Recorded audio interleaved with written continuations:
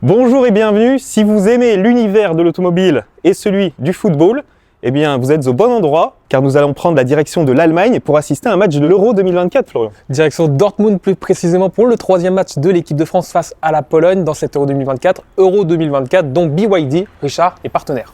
Absolument, notre compagnon de route aujourd'hui c'est le Siliu, un SUV du constructeur BYD, le géant chinois qui est donc le partenaire officiel de l'Euro 2024. Bon, il est tout juste 6h30 du matin, c'est l'heure de donner le coup d'envoi de notre périple.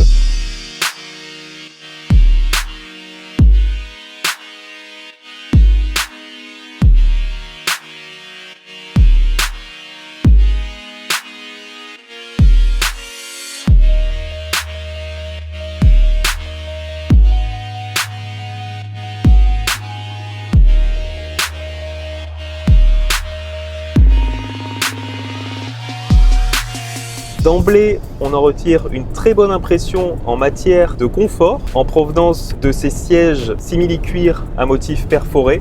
On est très bien assis et c'est de bon augure avant un long trajet tel que celui que nous allons effectuer. De Paris à Dortmund, nous avons 580 km. Alors le Siliu, vous le connaissez peut-être, ça fait quelques mois qu'il est commercialisé en France. En fait, on l'a découvert au Salon de Munich 2023. La version qu'on essaie aujourd'hui, nous, elle est 100% électrique. Sa puissance, c'est 160 kW, ça équivaut à 218 chevaux. Faisons un point sur l'autonomie. Elle est annoncée à 500 km WLTP avec cette grosse batterie de 87 kWh. Sur un profil autoroutier comme aujourd'hui, on s'attendait en conditions réelles à avoir 350 km environ. Et bien pour l'instant, ça correspond parfaitement à nos attentes puisqu'au départ de Paris, batterie pleine, nous avons parcouru 150 km et il nous reste encore 60% d'autonomie restante.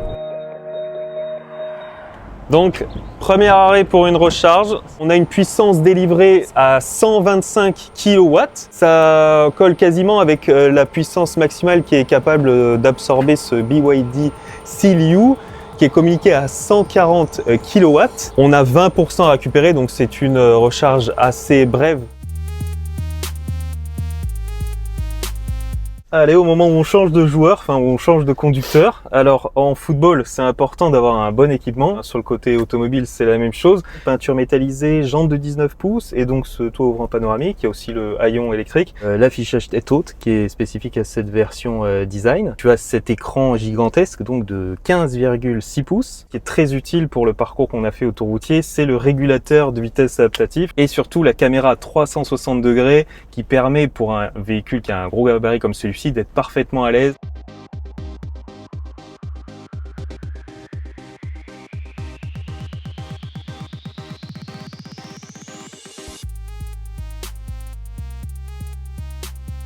Te voici maintenant sur le terrain, est-ce que tu enjambes, Florian? Écoute, j'ai mis mes crampons là pour piloter.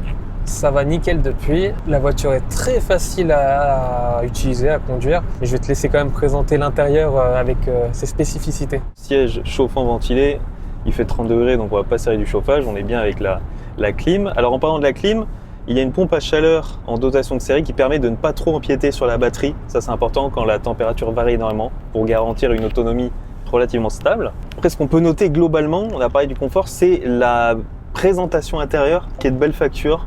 Tu as vu, tu as une diversité de matériaux qui est intéressante et surtout une finition qui est bien réussie. Sur 3 niveaux, on a donc simili-cuir avec surpiqûre, on a différents inserts, dont un insert noir laqué et des plastiques légèrement moussés en partie supérieure, donc de tableau de bord et aussi au niveau des contreportes, donc c'est plutôt agréable. Et au niveau du genou, est-ce que tu es bien? J'ai senti que l'appui était un petit peu moelleux. Moi qui n'ai pas du tout l'habitude de conduire des électriques, je suis franchement très bien installé, donc c'est parfait pour le moment. Donc tu vois, on a une ambiance lumineuse, tu l'as noté sur cet insert noir laqué. Ça fait partie de la dotation de série de cette version design, au même titre que la charge par induction de ton smartphone et même de notre smartphone, puisqu'il y a 2 emplacements. Et au niveau de la console centrale, on a plutôt pas mal d'espace. Tu vois, c'est bien agencé autour de ce sélecteur de rapport typé cristal. La signature à proprement parler de BYD, c'est que cet écran tactile de 15,6 pouces et rotatif. Donc voilà, il pivote sur 90 degrés, tu vois. Ce que je trouve sympa, c'est que finalement ça ressemble un petit peu à un grand terrain de football sur lequel on aurait le loisir en un clin d'œil comme ça de passer de la position de spectateur en virage à celle de spectateurs en latéral. Alors justement, Richard, est-ce qu'il serait pas un petit peu temps de parler ballon rond? Ah bah oui, écoute, je te fais une passe décisive là. Qui a remporté le premier Euro en 1960? Ouh, c'est loin, écoute, alors je me souviens, bon évidemment, même si j'étais pas né encore, de la victoire des Bleus de Platini en 84, mais j'imagine que c'est peut-être 2 ou 3 décennies en amont. C'est l'URSS qui a ouvert un peu le bal européen en Ouais, remportant la toute première édition en 1960. d'accord. Cette année-là, l'équipe de France avait joué la demi-finale sans succès. Effectivement, il a fallu attendre un petit peu de temps pour que les Bleus connaissent le succès dans ce tournoi européen. D'ailleurs, 1984, face bien. à l'Espagne, victoire 2-0. Mhm. Alors tous les grands du continent l'ont remporté, ce tournoi continental, sauf un, l'Angleterre, qui n'a jamais remporté l'Euro. C'est une D'accord. anomalie quand on Effectivement. connaît l'histoire du football anglais. Il y a eu des surprises dans le tournoi. Je peux te citer en 1992 le Danemark, qui n'était pas du tout prévu de base, Mhm.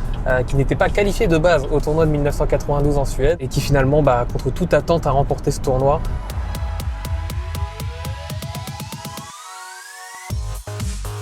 Peut-être une date importante sur laquelle tu voulais t'arrêter, 1995, Richard. Et BYD, qui est désormais un géant chinois et qui s'est lancé dans l'automobile, ils ont vu le jour en 95. Donc cette entreprise qui était spécialisée à la base sur les batteries et qui est très rapidement devenue l'un des leaders mondiaux. Et c'est donc en 2003 que BYD est devenu constructeur auto. Et quelques années donc après, un euro mémorable pour l'équipe de France. 3 ans après, le doublé. Parce qu'il y avait la Coupe du Monde 1998, mais les Bleus ont enchaîné. Les Bleus de Zizou, de Deschamps, qui ont remporté donc l'Euro 2000. Effectivement, donc BYD se lance en 2003, présente ses premiers modèles en Chine en 2004, année où La Grèce remporte l'Euro. On prend la direction de Dortmund, stade les plus mythiques du continent, le fameux Signal Iduna Park, 80 000 places, Richard, dont le fameux mur jaune, très connu des amateurs de ballon rond, qui sera mur bleu pour l'occasion de France-Pologne, puisque les supporters français ont été placés dans cette plus grande tribune debout d'Europe, 25 000 places. Donc ça va faire du bruit ce soir.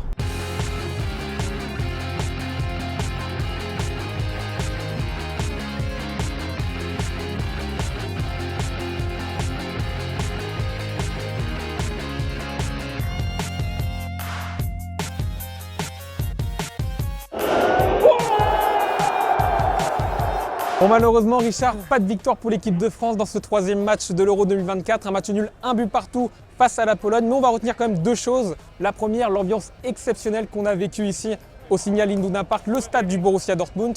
Et la deuxième, tout simplement, un trajet qui s'est parfaitement déroulé avec la BYD. Absolument, je te rejoins. On a fini ce road trip BYD finalement dans une ambiance électrique.